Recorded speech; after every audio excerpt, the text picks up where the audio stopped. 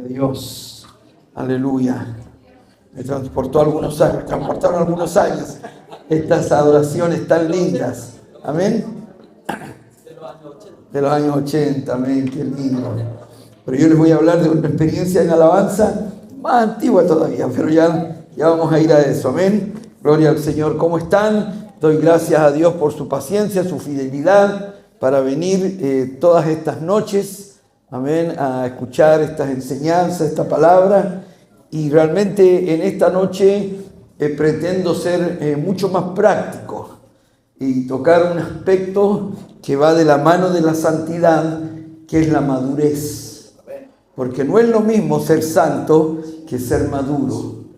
Un adolescente puede ser santificado, ¿verdad? Un joven puede recibir esta experiencia poderosa que su corazón es limpiado y es santificado, pero no necesariamente tiene madurez en Cristo, porque realmente es así. La madurez la dan los años, el tiempo que uno va caminando con el Señor, pero la santificación es algo más instantáneo, una obra del Señor. Mañana también quiero, entre otras cosas, decir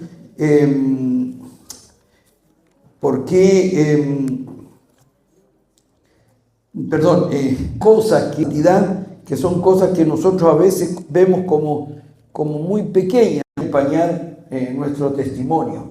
Pero en los 2 primeros días ya hemos visto el fuerte de lo que el Señor ha querido hablarnos con respecto a la santificación, que es una obra divina, que el Espíritu Santo provoca en nuestro corazón. Y doy gracias. Cuando estábamos orando antes de comenzar el tiempo de adoración, el hermano Eduardo citó algo que me di cuenta que, aunque yo no tenía pensado enfatizar tanto en este seminario, el Señor quiso que lo pudiera entregar respecto a algo tan sencillo como es el pasaje de Juan 1:9. Gracias. Donde nos dice: si confesamos nuestros pecados, Él es fiel y justo para perdonar nuestros pecados y limpiarnos de toda maldad. Una cosa son los pecados y otra cosa es el pecado que mora en nosotros. Los pecados, como dije ayer, son las expresiones de algo más profundo que está en nuestra vida, ¿verdad? Mirar a alguien, codiciar a esa persona, tener pensamientos impuros, ¿verdad? Es un pecado del cual pedimos perdón y nos arrepentimos, pero Dios quiere también tratar y no solo perdonar ese pecado que se nos fueron los ojos y miramos, sino que también quiere tratar con la lujuria que hay en nuestro corazón, con la lascivia. ¿Está conmigo? ¿Verdad? En todo orden de cosas. Amén. Así que qué bueno que el hermano Eduardo, y no solamente él, sino que varios expresaron allí. Yo no tenía pensado quedarme incluso ahí en ese versículo tantos minutos, pero el Señor así lo quiso, porque está hablando algo a nuestras vidas y la habla a mi vida también, ¿verdad? Una cosa es pecar, que no está bien, ¿no es cierto? Que es una mala acción, un mal pensamiento, un mal sentimiento, pero otra cosa también es reconocer lo que hay detrás de esos pecados, que son las expresiones de nuestra maldad, ¿verdad? Entonces, una cosa son los pecados y otra cosa es el pecado que mora en nosotros, y el pecado que mora en nosotros son las malas inclinaciones, las tendencias, ¿verdad? Son cosas más profundas que los pecados en sí, pero de todas el Señor nos quiere limpiar, de modo que seamos un pueblo santo para Él. Amén. Gracias al Señor. Quisiera ir con ustedes al libro de Colosenses, la epístola de Pablo a los Colosenses, capítulo 3. Las epístolas de Pablo, o Paulinas, ¿no es cierto?, como también se le llama, generalmente tienen un patrón de escritura. Los primeros capítulos de las epístolas ya sea de Gálatas, Efesios, Filipenses, Colosenses, Primera y Segunda de Tesalonicenses, generalmente muestran primero la enseñanza, la doctrina, pero luego en los capítulos finales normalmente está la parte práctica, la santidad de vida. Así que si usted quiere empezar a decir qué cosas tengo que cambiar, cuando usted lea las epístolas paulinas, que son obviamente inspiración del Espíritu Santo, son por obra y gracia de Dios, es la voz de Dios, usted vaya y puede ir leyendo. Si usted lee del capítulo 5 de Gálatas 5 y 6, Efesios 4, 5 y 6, Filipenses, Filipenses casi completo, ¿verdad? Colosenses del 3 en adelante, no hay profundidad doctrinal, hay indicaciones muy prácticas para nuestra vida. Y es muy bueno, es muy útil, sobre todo cuando uno recién se convierte, pero también una vez convertido hay que hacerlo muchas veces. Vamos a Colosenses capítulo 3, y entonces aquí en este caso estaríamos en Colosenses 3 en la parte doctrinal o práctica.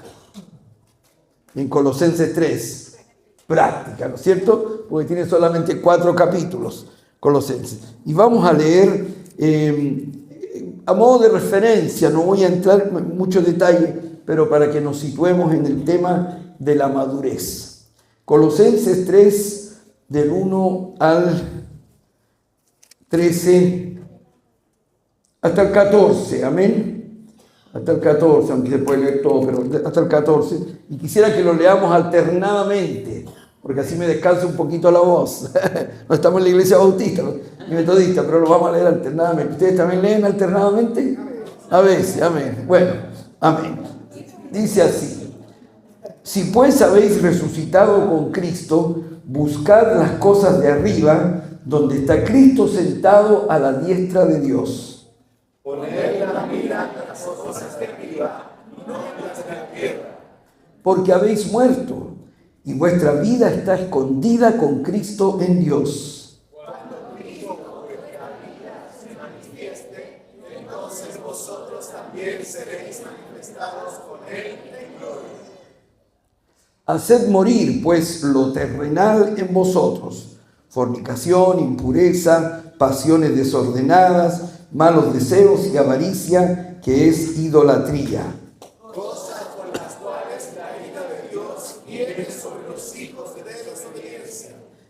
En las cuales vosotros también anduvisteis en otro tiempo, cuando vivíais en ellas.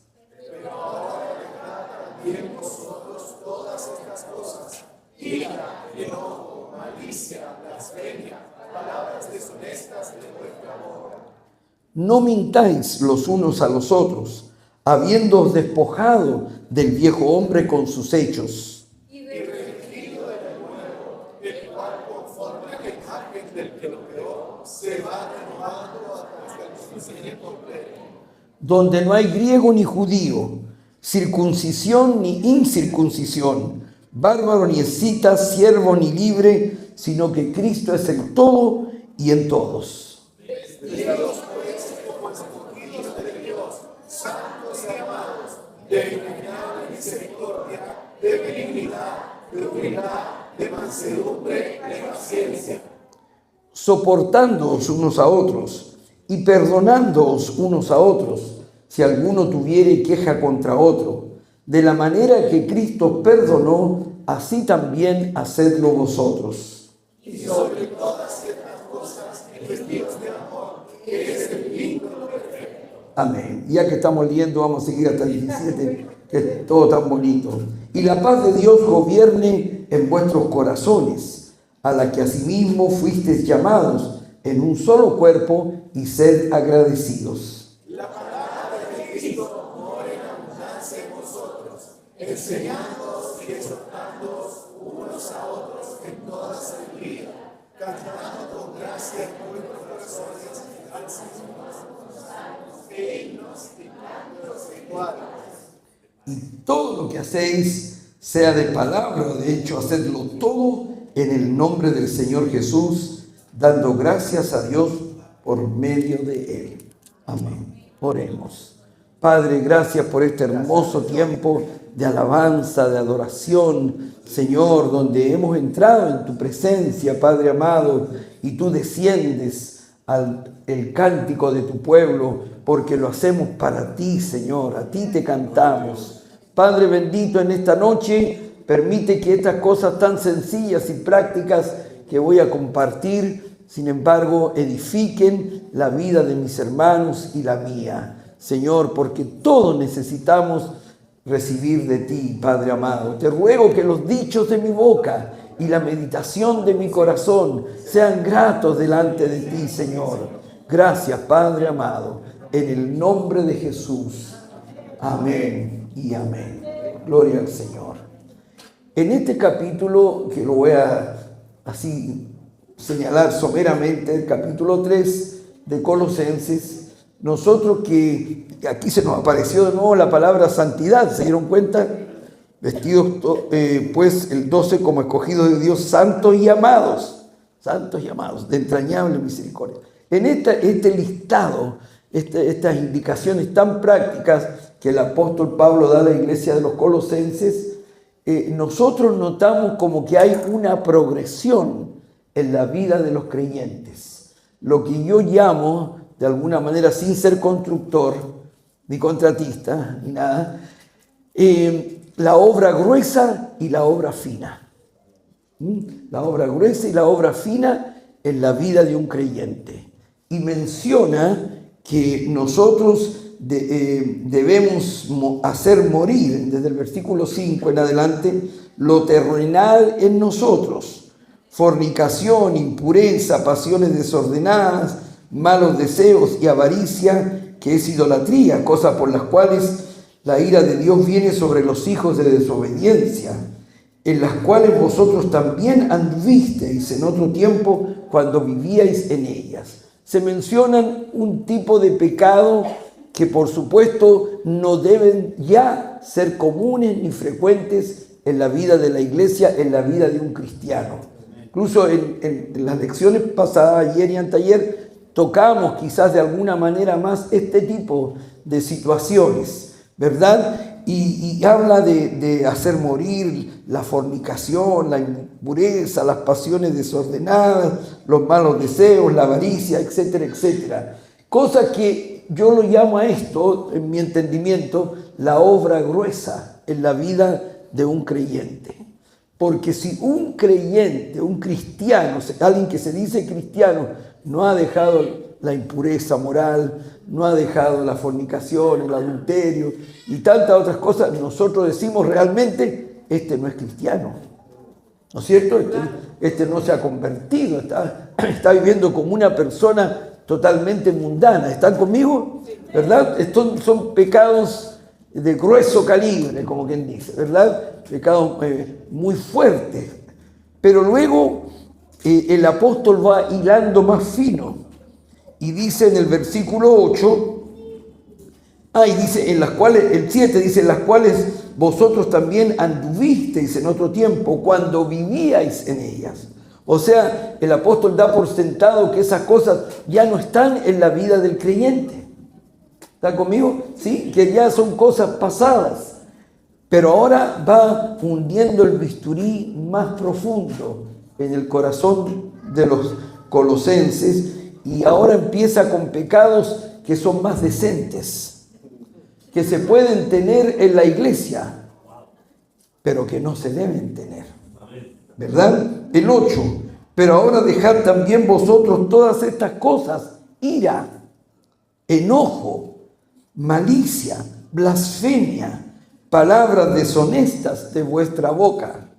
A un destacado líder de la iglesia, en la preparación de un retiro, se le iban transportando un congelador y se le soltó a alguien y le apretó el pie, y el destacado líder de la iglesia se le salió de todo. Recorcho y peor que eso todavía, ¿cierto? Entonces, puede pasar, ¿no es cierto? Puede pasar, lamentablemente.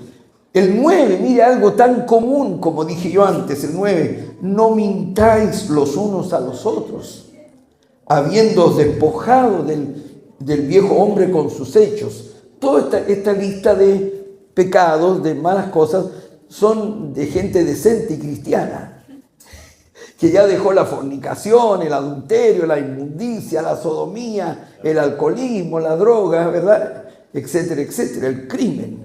Porque, mire, dicho sea de paso, ahora que nosotros tenemos tantos extranjeros en nuestro país y que entran por el norte, tenemos en nuestra iglesia gente que ha sido hasta sicario. Con eso les digo todo. Sí, no, y yo digo, me voy con cuidado con este, ¿verdad? Entonces, mire, pero ya eso ya no tiene lugar normalmente en la vida de los cristianos evangélicos del Centro Cristiano Esmeralda.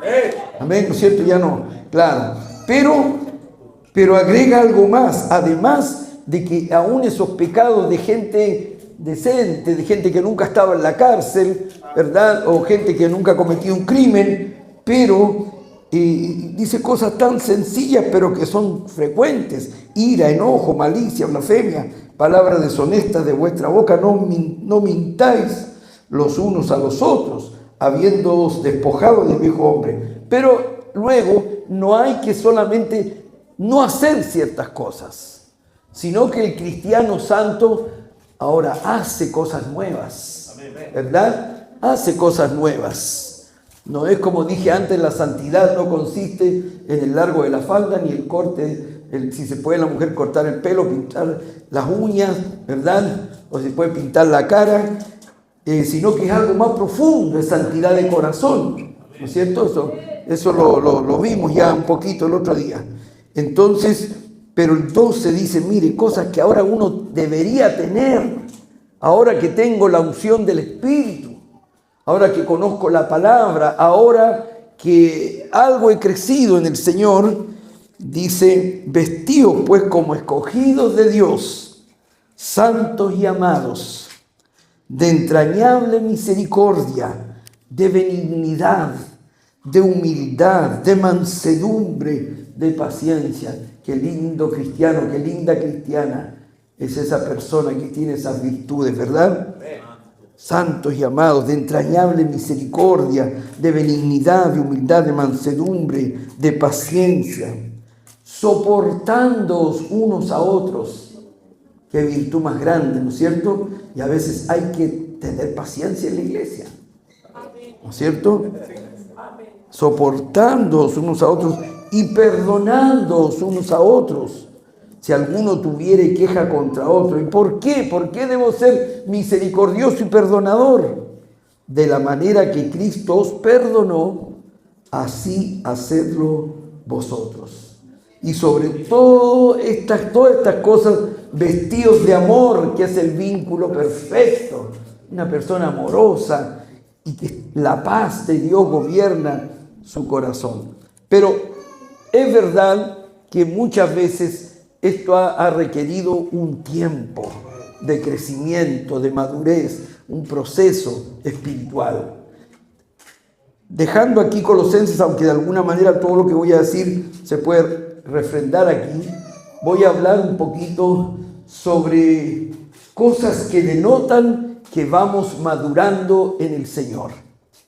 También podría llamarse este mensaje de niños a adultos, o más misericordiosos, de niños a adolescentes.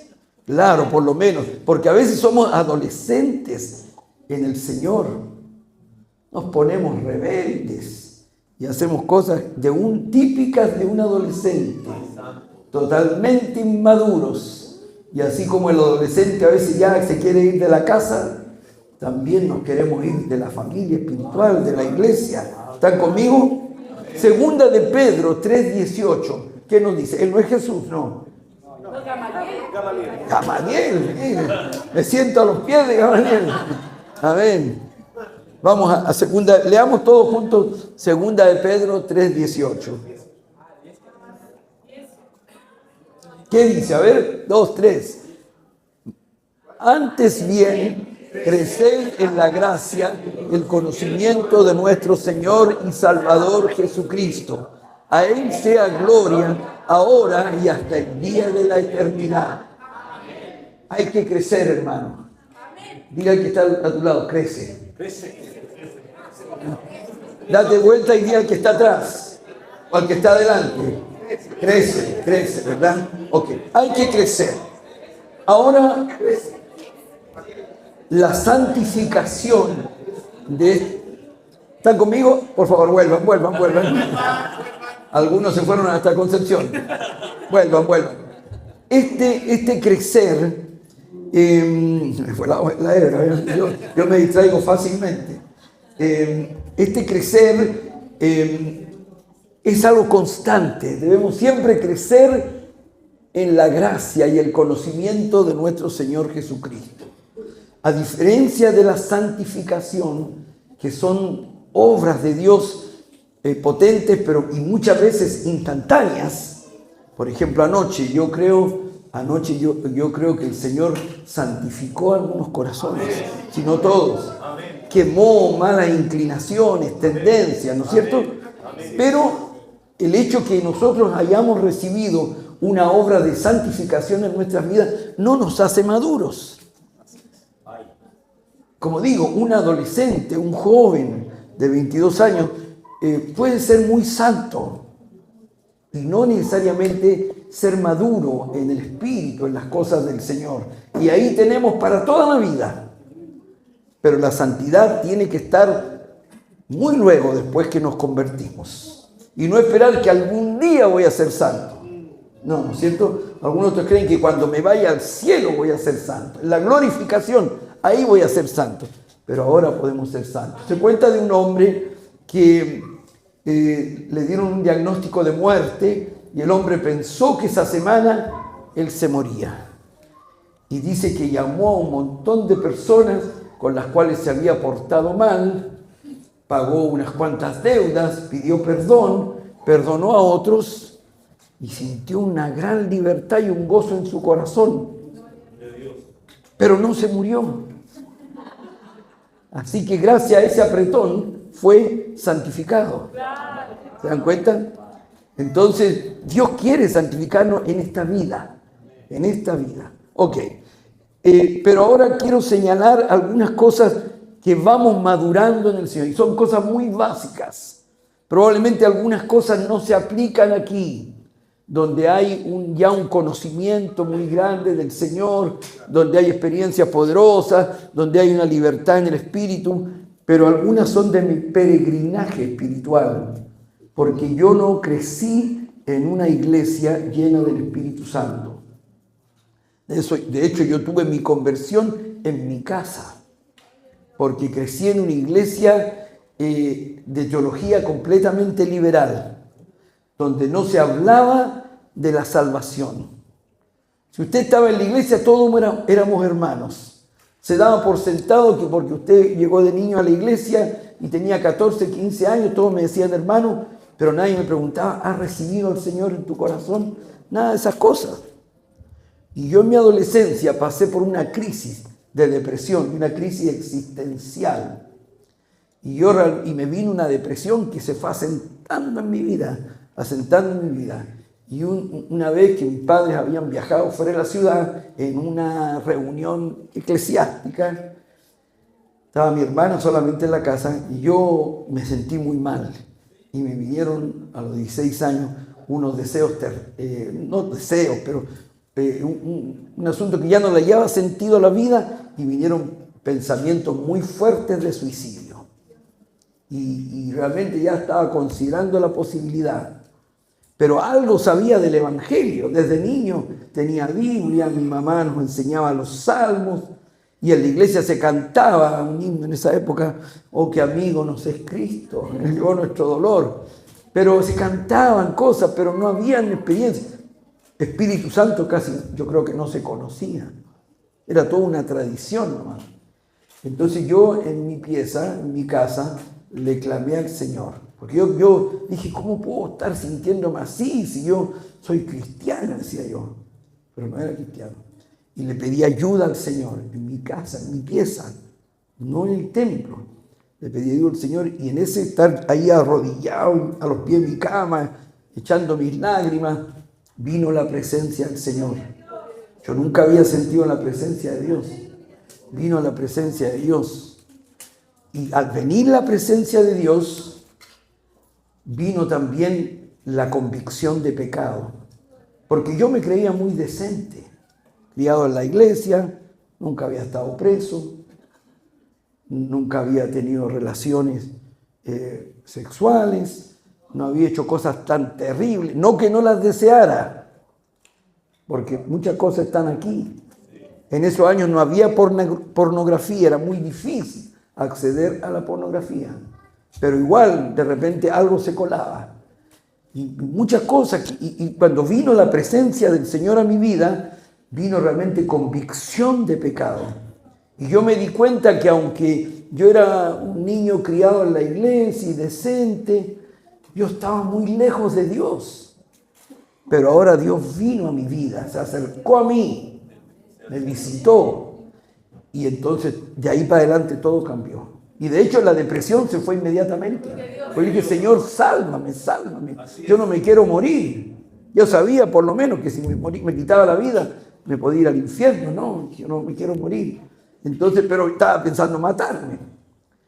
Mire cómo son las cosas. Y el Señor obró en mi vida. Y esa conversión humilde de un adolescente provocó a la larga un avivamiento en mi congregación local. El único adolescente convertido, y después empezaron a convertir otros adolescentes de mi iglesia también. Y Dios fue moviendo las circunstancias de modo que aprendí que existía Satanás. Habiendo estado toda la vida en la iglesia, que existía el Espíritu Santo y muchas otras cosas más que pasaron. Muchas cosas que pasaron en mi vida. Buenas, gracias al Señor. Y la depresión nunca más vino. Nunca más vino. La tentación a deprimirme, sí, pero no vino la depresión. Pero ya voy a hablar de eso. Entonces, ¿cómo me metí a dar mi testimonio si no tenía pensado decirlo? Es que aún un adolescente, ¿no es cierto?, puede ser tocado y transformado, pero uno no está maduro espiritualmente. Pero yo quiero decirles que nosotros no siempre tenemos que ser niños en Cristo. Nosotros debemos ir madurando espiritualmente y se entrelaza con la santidad. Y quiero señalar algunas evidencias de que estamos en el camino del crecimiento, en el camino de la madurez espiritual, cuando ocurren algunas cosas. Ahora sí entro en el tema. ¿Amén? Amén. Lo demás, si les sirvió, gracias, Señor. Número 1. Yo creo que empezamos a crecer o a madurar espiritualmente, estamos pasando de niños a adolescentes cuando aprendemos a dar gracias en todo y alabar a Dios en todo. ¿Están conmigo? Por favor, Gamaliel, ¿no? ¡Qué nombre! 1 Tesalonicenses 5, 15 al 18. A lo mejor no te gusta, o tus compañeros a lo mejor te molestarían por un nombre así, pero es un tremendo hombre, ¿cierto?, que fue maestro del apóstol Pablo. Y él es un tremendo joven. Gloria a Dios, le honra su nombre. 1 Tesalonicenses 5, del 15 al 18, ¿qué nos dice? Todos juntos. Mirad que ninguno pague a otro mal por mal, antes seguid siempre lo bueno uno para nosotros y para todos. Me equivoqué, era el 16, ok. Esto se lo saben de memoria. Estad siempre gozosos. Orad sin cesar, dad gracias en todo, porque esta es la voluntad de Dios para con vosotros en Cristo Jesús. Primera evidencia de que alguien está empezando a madurar, a crecer, es cuando una persona aprende a dar gracias en todo y a alabar a Dios en todo, independientemente de las circunstancias. Independiente de las circunstancias. ¿Están conmigo? En los años 79 y 80, yo trabajaba, era ayudante de un pastor en la comuna de La Granja, en Santiago. y la comuna de La Granja no es precisamente Providencia ni Las Condes, ¿no es cierto? Ni Lo Barnechea, muy sencilla la comuna. Y yo estaba recién casado y yo provenía de una familia donde no éramos ricos, pero nunca nos faltó nada. Abríamos la boca y teníamos lo que queríamos, digamos, de zapatos, zapatillas, aunque no había las zapatillas de ahora, por supuesto. Pero no nos faltó nada, nunca pasamos necesidades, nada. Y después tuve la bendición de ir a estudiar al seminario en Estados Unidos. Entonces, había tenido una vida bastante cómoda en lo material. No rico en absoluto, pero suplida, como que mi papá era contador y trabajaba en una empresa y tenía un cargo alto. Entonces, estábamos bien. Pero cuando vamos al ministerio, empezó el apriete y el trato de Dios.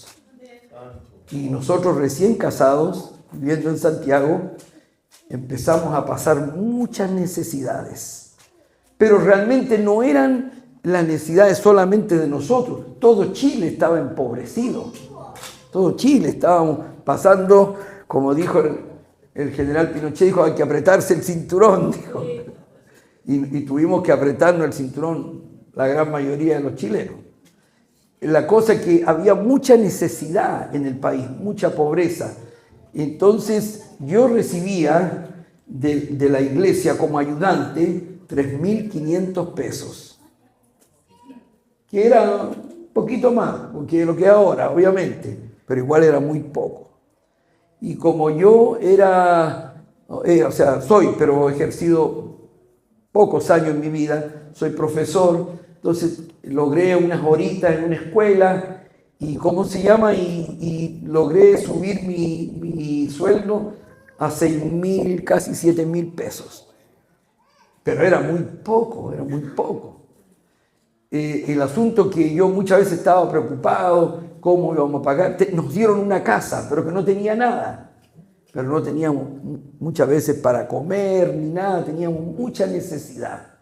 Y yo en la iglesia tocaba el teclado.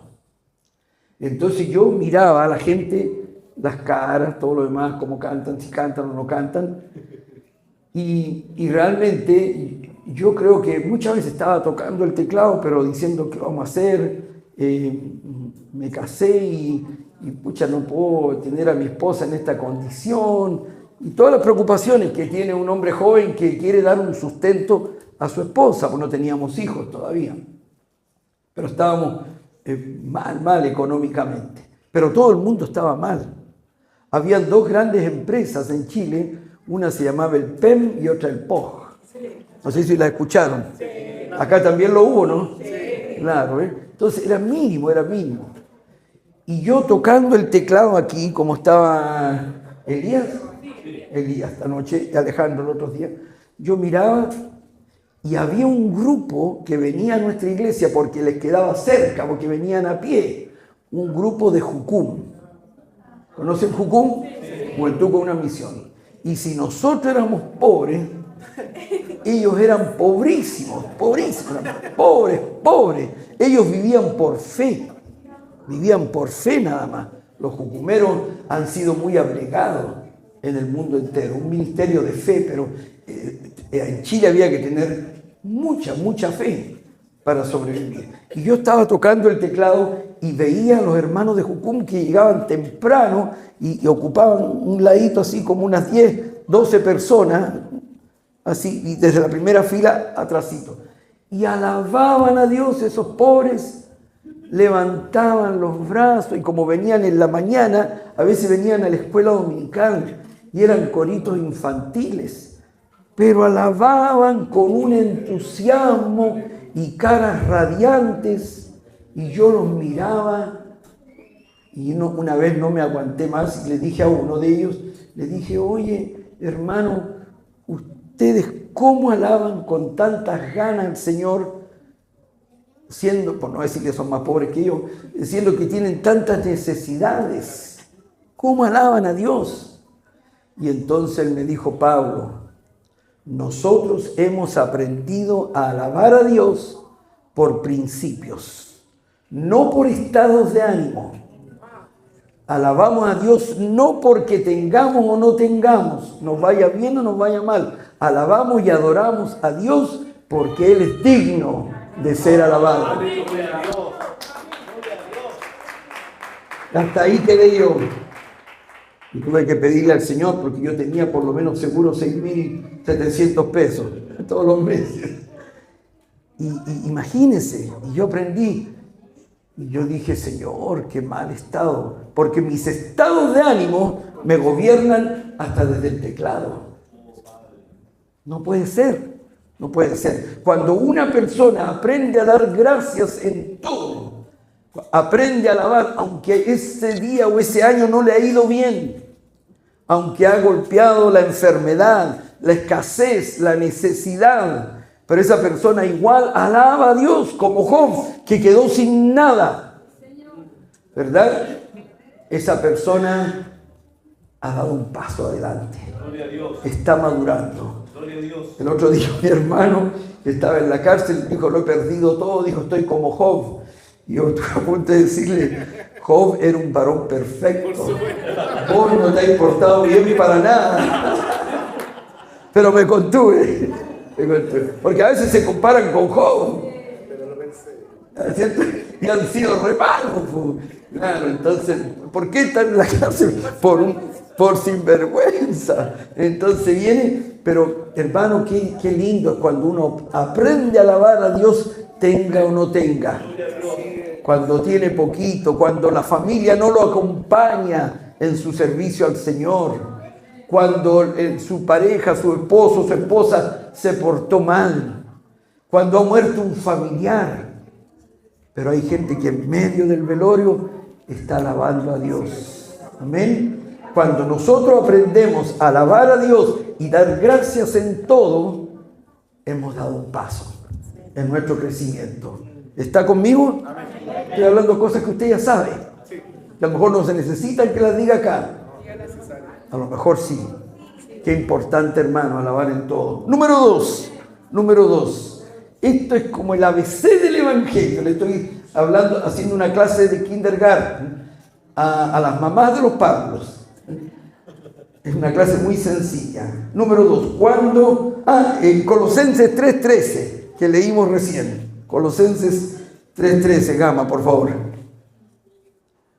Soportándoos unos a otros y perdonándoos unos a otros. Si alguno tuviera queja contra otro, de la manera que Cristo perdonó, así hacedlo también vosotros. Segundo paso, segunda evidencia de que ya no somos unos niñitos en Cristo, cuando aprendemos a perdonar. Cuando aprendemos a perdonar. Mi pastor, con el que yo me convertí, me dijo, Pablo, el que no perdona, el cristiano que no quiere perdonar, está en el abecedario del Evangelio. Está en las vocales del Evangelio. Un cristiano que va creciendo es un cristiano que aprende a perdonar.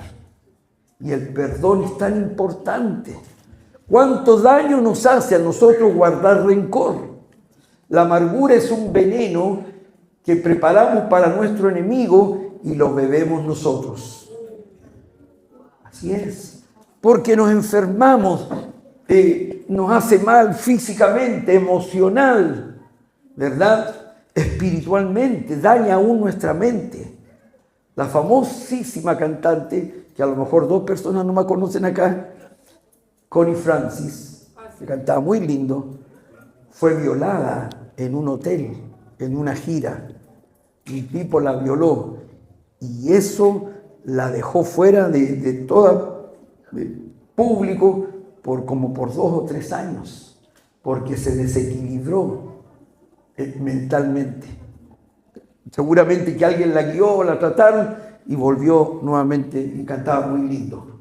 Cantaba muy lindo la Connie Francis. Pero la amargura es terrible, te daña la mente, te daña el cuerpo. ¿Cuántas enfermedades en los hospitales es por gente que está amargada? ¿Verdad? Y gente que empezó re bien en el ministerio y cantaba y alababa, pero surgió un conflicto, una situación que no pudieron superar y se estancaron espiritualmente. Porque Dios no nos pasa por alto la amargura. Ahora, hablar del perdón es una cosa, vivirlo es otra. Pero el Señor nos ayuda a perdonar. Él nos da la fuerza a perdonar unilateralmente, desde nuestra perspectiva, aunque la persona no me venga a pedir nunca perdón. Aunque yo esté amargado y la otra persona anda feliz en Punta Cana, de vacaciones, con la amante, ¿verdad? O con el amante, qué sé yo. Pero usted igual tiene que perdonar. ¿Eso quiere decir que tengo que recibirlo con los brazos abiertos? No. Pero Dios quiere que usted sane su corazón y que ya no le duela.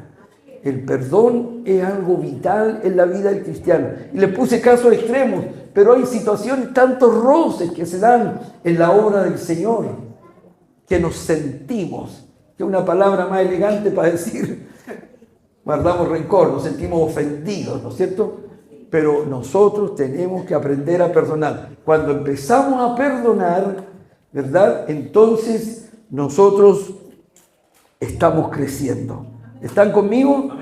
¿Esto tampoco se aplica al Centro Cristiano Esmeralda? ¿Sí? Amén. Amén. Número 3. Otra evidencia de que estoy creciendo, que estoy saliendo de niñez a adolescencia o adultez espiritual. Cuando aprendemos a resistir al diablo en nuestros pensamientos. En nuestros pensamientos. Cuando aprendemos a resistir al diablo. ¿Saben qué dice Santiago 4:7? Santiago 4:7. ¿Qué nos dice? Leamos. Someteos pues a Dios, resistid al diablo y huirá de vosotros. ¿Verdad? Al diablo hay que resistirlo. Primero sometidos a Dios, ¿cierto? Y el diablo va a huir de nosotros. Y Filipenses 4:8, ¿qué dice? 4:8. Por lo demás, hermanos, todo lo que es verdadero, todo lo honesto, todo lo justo, todo lo puro, todo lo amable, todo lo que es de buen nombre, si hay virtud alguna, si algo digno de alabanza, en esto pensad, ¿verdad? Es muy importante discernir el ataque del diablo y los malos pensamientos que él está tirando en nuestra vida. Cuando yo ya me había convertido, pero ya tenía un poquito más de edad, como unos 19 años, 18 años, de repente me venían pensamientos en el culto, como la iglesia era tan muerta y tan fría, como que era todo transcurría tan lentamente. Y yo decía, ¿no me estará escuchando Dios esta oración? ¿Realmente existirá Dios? Y me venían toda clase de pensamientos. Y a veces podían venir pensamientos ya más impuros, más sucios, ¿verdad? O de repente pensamientos depresivos, querer deprimirme por algo, ¿no es cierto? O desanimarme ya en el plano de pastor. Muchas veces los pastores batallamos con el desaliento y el desánimo. Pero de repente aprendí que yo debía resistir al diablo. Que cuando venían esos pensamientos a mi mente, podían venir, pero yo no debía albergarlos. Yo no podía estar todo el culto pensando eso y después irme para casa y seguir pensando y al día siguiente seguir pensando. Se le adjudica a Lutero una frase muy sabia que dice, no podemos impedir que las aves vuelen alrededor de nuestra cabeza, pero otra cosa es que se posen y hagan nido, ¿verdad? Y nosotros a veces alojamos pensamientos. Pero cuando nosotros nos damos cuenta que estoy pensando, esto no es de Dios. Si la Biblia dice que debo pensar en todo lo verdadero, lo honesto, lo justo, todo lo puro, todo lo amable, todo lo que es de buen nombre, si hay virtud alguna, si algo digno de alabanza, en eso yo debo pensar. Entonces estos pensamientos no son de Dios, son del diablo. Yo tengo que decirle, vete Satanás, espíritu inmundo, si le quiere hablar al demonio o a Satanás, como sea, pero usted tiene que reprender eso de su vida. Cuando se inventaron las computadoras, así se llamaban antes los computadores, eran unas cuestiones grandes que cabían en una pieza más o menos. No sé si ustedes han visto en las lavanderías o tintorerías, como quiera llamarle, que hay unas lavadoras así, pero gigantes, ¿no es cierto? Grandotas. ¿Alguien ha visto eso, no? ¿Mandan la ropa a limpiar todavía? Y hay una tremenda. Dice que esos computadores eran como del porte de una pieza. En el año 1938 ya tenían los planes de los computadores un científico alemán, pero con la guerra se destruyeron muchas cosas y recién resurgieron después de la guerra nuevamente. El asunto es que en esos años los computadores se le insertaban tarjetas, ¿cierto? Y cuando el computador no podía responder, el computador arrojaba la tarjeta diciendo, quizás con una voz técnica, no lo sé, no es computable, no es computable. Y así tiene que ser nuestra mente. Viene el diablo y nos tira la basura que nos tira y uno tiene que decir, esto no es computable. Ahora que soy nueva criatura, no he sido programado para pensar esto. Amén. Lo he hecho de mi vida. Satanás, te ato, espíritu inmundo, te reprendo y reprendo ese pensamiento. Ese pensamiento viene del infierno. Ese sentimiento viene del infierno. Esto no puede ser en mi vida. Amén. Y saben que yo fui más allá porque como que me apasioné con esta batalla con el enemigo y le dije, mira Satanás, la próxima vez que me tires este pensamiento, yo voy a orar por tal y tal persona. Voy a orar por mi pastor. Casi ni conocíamos misioneros en ese tiempo, pero usted lo puede aplicar a orar por la Suri, Rodrigo o por quien sea. Y sabe que cuando venía el pensamiento y yo me ponía a orar por eso, se iba inmediatamente. Porque el diablo no quiere que usted ore. Entonces cuando le venga ese pensamiento depresivo y usted lucha y no tengo cómo sacarlo, me voy a poner a orar por esto. Y sabe que se va el pensamiento. Me resultó a mí. Haga la prueba. El asunto es que tenemos pensamientos impuros, pensamientos depresivos, tenemos desánimo, nos pasamos rollos, pero uno tiene que discernir que esos pensamientos no son de Dios y hay que aprender a resistir al diablo. Cuando usted aprende a resistir al enemigo y a echar fuera esos pensamientos, porque usted no está programado para esto no es computable, entonces usted ha dado un paso importante en su crecimiento. Amén. Y mucho más si le pone la información correcta, que es la bendita palabra de Dios. Amén. ¿Estamos? Vamos. Número 4. Otra forma de que uno demuestra su crecimiento cuando aprendemos a confiar en Dios para nuestra provisión y finanzas. Hay un punto cuando el Señor nos llama también a confiar, que Él va a proveer, que hay que dar pasos de fe, que hay que orar y hay que ofrendar y hay que diezmar. Malaquías 3:10 dice así, es archiconocido este versículo, ¿verdad? ¿Qué nos dice? Traed, pero lean, no se asusten, lo dice el Señor. Traed todos los diezmos al alfolí y haya alimento en mi casa y probadme en esto, dice Jehová de los ejércitos. Si no os abriré las ventanas del cielo y derramaré sobre bendición hasta que sobreabunde. Cuando usted empezó a aprender a confiar en el Señor, Señor, voy a dar pasos de fe, voy a dar, voy a ofrendar, voy a diezmar, voy a bendecir la obra, etcétera, etcétera, ¿verdad? Hay cualquier promesa de bendición, ¿no es cierto? Dad y se os dará, medida buena, apretada, remecida, darán en vuestro regazo, porque con la vara que medís os volverán a medir. El alma generosa será prosperada, y el que saciare, él también será saciado. Entonces, cuando usted ya no es tacaño con Dios, cuando la conversión suya no está solamente en su cabecita y en su corazón, que el Señor le hace cariñitos y cosquillas con su presencia, pero su conversión baja al bolsillo, usted ha dado un nuevo paso de crecimiento en la vida cristiana. Yo sé que este mensaje es para la iglesia al lado, no para Esmeralda, ¿O sí? Se acabaron los Para la iglesia no igual. Para la iglesia al lado, no para esta iglesia. No hay ni un amén. Bajaron los amén. ¿Está conmigo? Amén. ¿Se da cuenta?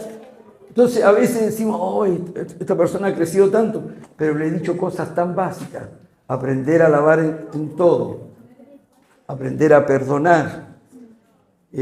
Tercero, reprender los malos pensamientos, batallar con el enemigo. Cuarto, confiar. Cuando aprendemos a confiar en Dios para nuestra provisión y finanzas, que me va a faltar. No, no te va a faltar. A la larga, Dios siempre te va a bendecir. Estaba mejor la clase de ayer que la hoy día, a lo mejor. Ya. Ok. Otro paso también de crecimiento, que demuestra que estamos creciendo en la fe. Este sería el número 5. Cuando aprendemos el principio de la sujeción y la cobertura, ¿verdad? Cuando aprendemos a reconocer autoridad, cuando aprendemos que parte de nuestra sujeción a Cristo pasa también por nuestros líderes, por nuestras coberturas, por nuestros pastores, por nuestros maestros, como ustedes le llaman, tutores. Hay que consultar, hay que conversar, hay que someter decisiones, hay que tomar el consejo de nuestras cabezas, de nuestros líderes, de nuestras coberturas. Cuando nosotros aprendemos a someter incluso muchas decisiones al consejo, a la sabiduría de nuestros líderes, demostramos increíblemente madurez espiritual. Hemos aprendido que muchas veces nos equivocamos y hemos aprendido que en los muchos consejeros está la sabiduría y que es importante considerar.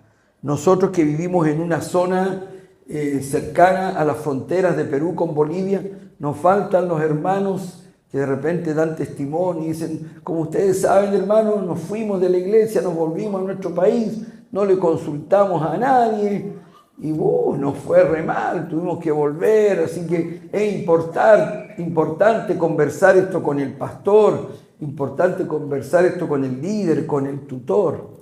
Hay gente que decide, nada más, y lamentablemente se cometen errores. Cuando yo reconozco que necesito el consejo de alguien, que necesito estar sujeto a alguien, he dado un paso de madurez espiritual. ¿Está conmigo? No se me duerman. Vamos rapidito. Ya.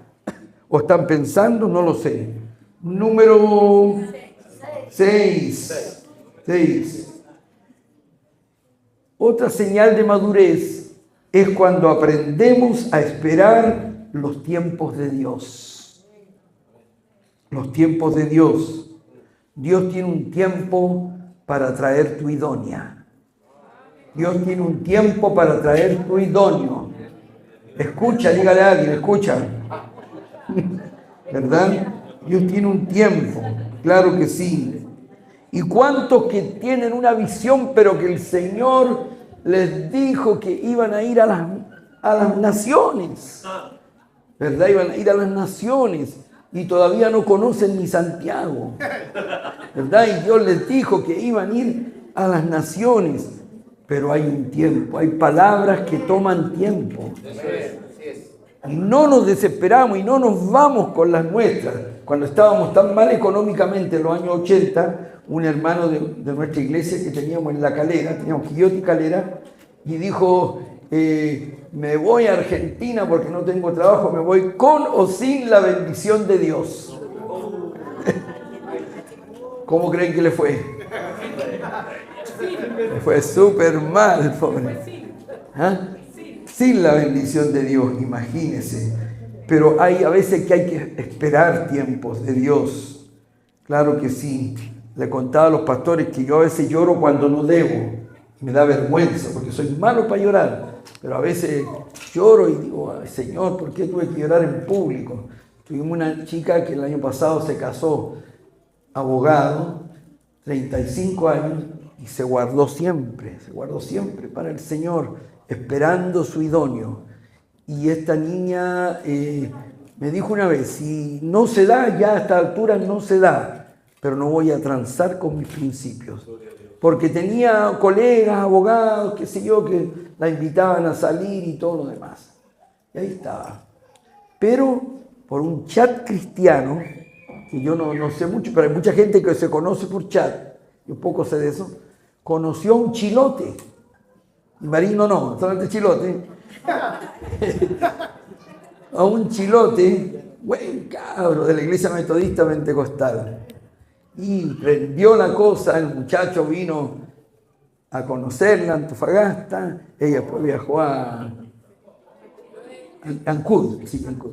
El chilote, claro, a conocer a la familia y prendió más la cosa y el año pasado se casaron. Yo tuve la bendición de casarla. Pero cuando yo me acordé de la historia de ella y todo, no podía predicar, porque nosotros en las bodas siempre predicamos un poquito, ¿cierto? Me emocioné y me puse a llorar cuando no debía hacerlo. Me da tanta vergüenza porque uno llora cuando no debe, pero a mí me cuesta llorar. No sé por qué. Pero bueno, cada cual es como es. Pero mi yerno es pastor también y es una persona muy emotiva. Y él cuando predica casi todos los sermones llora, se emociona. Y Dios lo bendiga, porque yo no soy así. Soy muy flemático. Pero en ese momento, por ponerles un ejemplo, me puse a llorar. O a veces cuando he presentado a un niñito que es realmente un milagro, que no había forma que los padres tuvieran un hijo, y Dios lo concedió, me emociono tanto. O un niñito que no le habían dado ninguna posibilidad de que sobreviviera. Si nacía, iba a nacer con todos estos defectos. Y se oró y nació perfecto. Y lo presento al Señor, yo me emociono, me quebranto. Me emociono por esas cosas, por otras no. Pero la cosa es que si se va alguien, no lloro. Si se va alguien de la iglesia, ya no lloro. Ya lloré mucho en el pasado, ahora no lloro por esas cosas. Pero hay cosas que me emocionan. ¿Por qué dije esto ahora?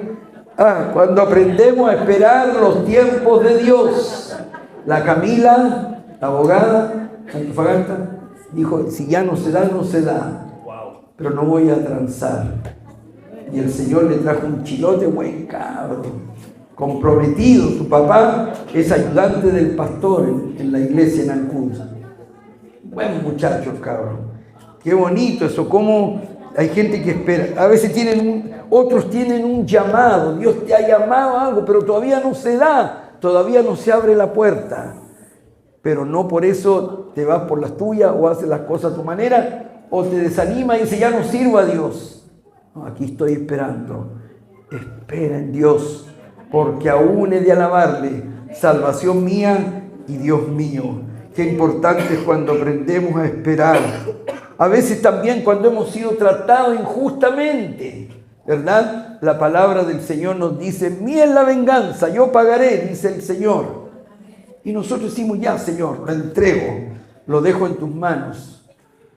Pero Señor, ha pasado un año y todavía no veo tu castigo sobre este que me trató mal, sobre esta que se fue hablando mal de la iglesia y de todo lo demás.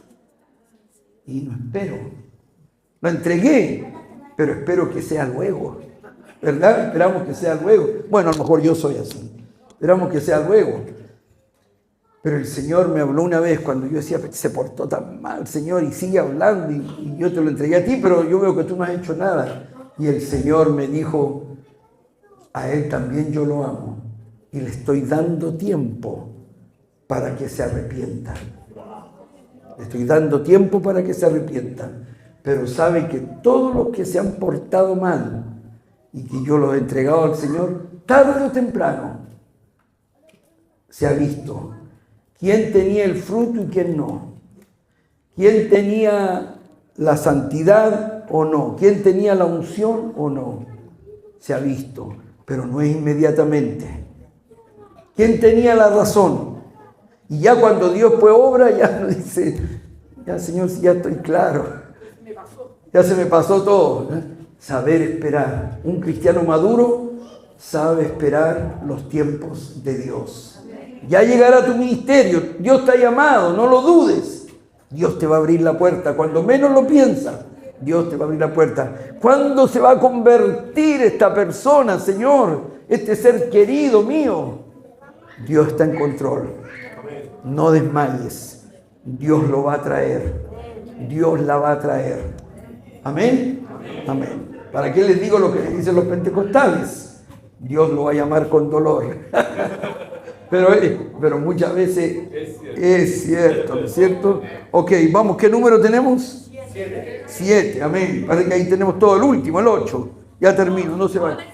Ahora el 7, perdón. Entonces, mejor, 7 nomás. Perfecto. Cuando también estamos demostrando que hemos crecido en las cosas de Dios, cuando aprendemos a reconocer a Jesús como el centro de nuestra vida, como nuestro Señor, nuestro amo, nuestro dueño, ¿verdad? El dueño de nuestro tiempo, de nuestro futuro, de nuestra vida sentimental, de todo lo que somos, que podemos llegar a decir como el apóstol, ya no vivo yo, mas Cristo vive en mí. Una señal de madurez es cuando hemos hecho a Jesús Señor de nuestra vida, cuando lo hemos hecho el número 1 en nuestra vida. Y lo que más nos importa, a quien más amamos, lo único que queremos es agradar, es al Señor. Vivimos para Él, estamos consagrados a Él. No tenemos una agenda aparte del Señor, ¿no es cierto? Él es el número 1 en nuestra vida. Él es nuestro dueño, nuestro amo. Gloria a Dios. A veces me he preguntado por qué Adán y Eva podían comer de todos los frutos del huerto, pero de uno no podían. Y el otro día encontré una respuesta que me satisfizo bastante. Y decía, Adán, el Señor le dijo sojuzgar la tierra y podía comer de todo. Pero Adán no debía nunca olvidarse que sobre él había un rey. Que él era Señor de toda la creación, pero él seguía siendo súbdito. Súbdito del Rey de Reyes y Señor de Señores. Y eso que me había preguntado por tanto tiempo, esto era Señor. Por eso que le dijo que no podía comer, porque él tenía que reconocer que aunque era Señor de toda la creación y le puso nombre a los animales y todo lo demás, sin embargo él tenía que reconocer que él era, aunque era Rey de la creación, había un Rey sobre él y él era súbdito. ¿Qué les parece? Interesante, pensamiento. Amén. Jesús el Señor. Muchas veces Él es nuestro sanador, ¿verdad? ¿Cómo nos ha sanado? ¿Cuántas veces el Señor es nuestro Salvador? Por supuesto, en primer lugar, perdonó nuestros pecados. Muchas veces es nuestro guardián, nuestro cuidador. Señor, voy de viaje. Cuídame la casa, Señor. Cuídame los perros, Señor. Te encargo los gatos. Señor, esto, este otro. Y le damos órdenes. Como que es nuestro sirviente. Señor, voy en este trámite. Anda tú delante mío y detrás. En fin, ábreme la puerta. Aquí, que allá, en esta entrevista. Voy a entrar seguro, voy a sacar pecho porque tú vas conmigo, etcétera, etcétera. Y es nuestro sirviente. Pero Él es el Señor. Amén. Él es el número 1, el dueño. Nos vaya bien o nos vaya mal, Él es el número 1. Él es el que merece todo, no nosotros. Cuando nosotros entendemos que Él es el centro del universo, que yo no soy el centro del universo ni la última chupada del mate, no, sino que Él es el centro, ¿verdad?, de todo. ¿No es cierto? ¿Cómo cambia nuestra perspectiva del Evangelio? Qué lindo es hacer a Jesús Señor. Entonces, en esta noche he hablado cosas muy sencillas, ¿verdad? Ya las otras noches anteriores les di la doctrina, pero ahora les dije señales de que estamos creciendo. A lo mejor usted las cumple todas, excelente, pero por si acaso alguien aquí no cumple alguna de ellas, se las repito. Cosas que denotan que vamos madurando en el Señor. Número 1, cuando aprendemos a dar gracias y alabar a Dios en todo. Alabamos por principios, no por estados de ánimo. Si es por estado de ánimo, usted a lo mejor no vendría el domingo a la iglesia. Pero usted se sobrepone, se pone su mejor ropa, se abriga y viene al culto, aunque no se siente bien. Y curiosamente cuando viene y alaba al Señor, dice, uy, lo que me habría perdido. Me voy sano, me voy contento. Amén. Ya les conté la historia de los jóvenes pobres Jucum. Número 2. ¿Cuándo hemos dado un paso más en nuestra vida cristiana? Cuando aprendemos a perdonar. Qué importante. Número 3. Cuando aprendemos a resistir al diablo y mandarlo callarse con esa basura que nos está tirando en nuestra mente. No podemos impedir que los pájaros vuelen alrededor de la cabeza, pero otra cosa es que se posen y hagan nido y tengamos una semana ese mal pensamiento. Número 4. Cuando aprendemos a confiar en Dios para nuestra provisión y nuestras finanzas. Amén. Número 5. Cuando aprendemos el principio de sujeción y cobertura.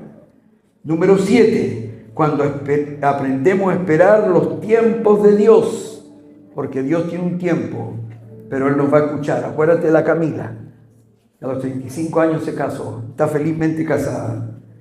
Y número 7, cuando aprendemos a reconocer a Jesús como el amo absoluto, el dueño absoluto de nuestra vida, que Él es el centro y Él es el centro de mi tiempo, de mi futuro, de mi vida sentimental, de mi ministerio, de todo. Él es, no yo. La honra y la gloria sean para Dios. Amén. Oremos. Gloria al Señor.